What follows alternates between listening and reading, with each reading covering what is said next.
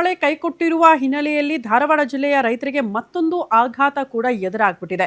ಸಾವಿರಾರು ರೂಪಾಯಿ ಖರ್ಚು ಮಾಡಿ ಖರೀದಿ ಮಾಡಿದ್ದ ಈರುಳ್ಳಿ ಬೀಜಗಳು ಬಿತ್ತನೆಯಾದರೂ ಕೂಡ ಮೊಳಕೆ ಒಡೆಯದೆ ರೈತರ ಕನಸು ನುಚ್ಚು ನೂರು ಮಾಡಿದೆ. ಬೆಳೆ ಕೈ ಹಿಡಿಯುತ್ತೆ ಅನ್ನೋ ನಿರೀಕ್ಷೆಯಲ್ಲಿದ್ದ ಅನ್ನದಾತರು ಈಗ ನ್ಯಾಯಕ್ಕಾಗಿ ಅಲ್ದಾಡುವ ಪರಿಸ್ಥಿತಿ ಎದುರಾಗಿದೆ.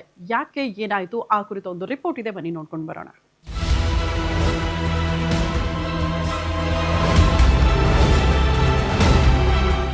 ಹಸಿರಿನಿಂದ ಕಂಗೊಳಿಸಬೇಕಿದ್ದ ಹೊಲಗಳು ಈಗ ನಿರಾಶೆಯ ಚಿತ್ರಣ ಮೂಡಿಸುತ್ತಿವೆ. ಕೈಯಲ್ಲಿ ಉಳಿದಿರುವುದು ಬರಿದಾದ ಮಣ್ಣು ಮತ್ತು ಕಣ್ಣಲ್ಲಿ ತುಂಬಿರುವ ಆತಂಕ ಮಾತ್ರ. ಧಾರವಾಡ ತಾಲೂಕಿನ ಕಬ್ಬೇನೂರು ಗ್ರಾಮದಲ್ಲಿ ಪಂಚಗಂಗಾ ಕಂಪನಿಯ ಈರುಳ್ಳಿ ಬೀಜಗಳನ್ನು ನೂರಾರು ರೈತರು ಸುಮಾರು 400ರಿಂದ 500 ಎಕರೆ ಪ್ರದೇಶದಲ್ಲಿ ಬಿತ್ತನೆ ಮಾಡಿದ್ರು.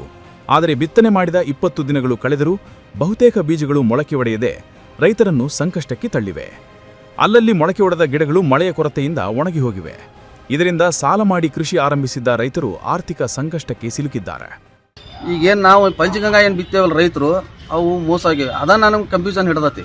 ರೈತರು ಕನ್ಫ್ಯೂಷನ್ ಹೊಡಿದ ಅಲ್ಲೇ ಹುಟ್ಟಿದ್ದು ಎಲ್ಲ ಕರೆಕ್ಟ್ ಐತಿ. ಪಂಚಗಂಗಾನು ಅವರು ನೀರಾಶ್ಯಾರು, ಅವರು ಹುಡ್ಸ್ಯಾರ ಬೇರೆ ತಳಿಗಳನ್ನ. ನಾವು ನೀರಾಸೇವಿ, ನಾವು ಹುಡ್ಸೇವಿ, ಆದ್ರೆ ಪ್ರತಿಫಲ ಇಲ್ಲ. ಹೋದ ವರ್ಷದ ಬೀಜ ಈಗ ಸ್ಟೋರೇಜ್ ಮಾಡಿ ಈ ವರ್ಷದ ಡೇಟ್ ಹಾಕಿ ಅವರು ಪ್ಯಾಕಿಂಗ್ ಮಾಡಿ ಕೊಟ್ಟಾರ ರೈತರಿಗೆ.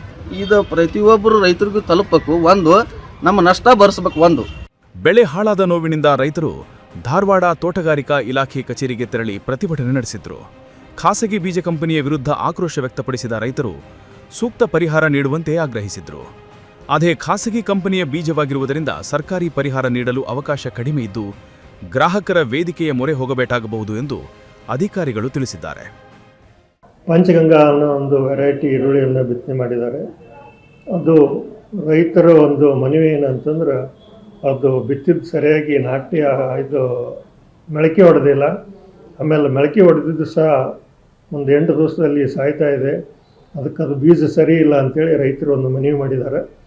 ಅದಕ್ಕೆ ನಾವು ಇಮಿಡಿಯೇಟು ರೈತರ ಹೊಲಕ್ಕೆ ತೋಟಗಾರಿಕೆ ವಿಜ್ಞಾನಿಗಳನ್ನು ಕರ್ಕೊಂಡು ಅದನ್ನು ಪರಿಶೀಲನೆ ಮಾಡಿ ರೈತರಿಗೆ ಅದು ಏನಿದೆ ಒಂದು ವರದಿ ಕೊಡ್ತೇವೆ.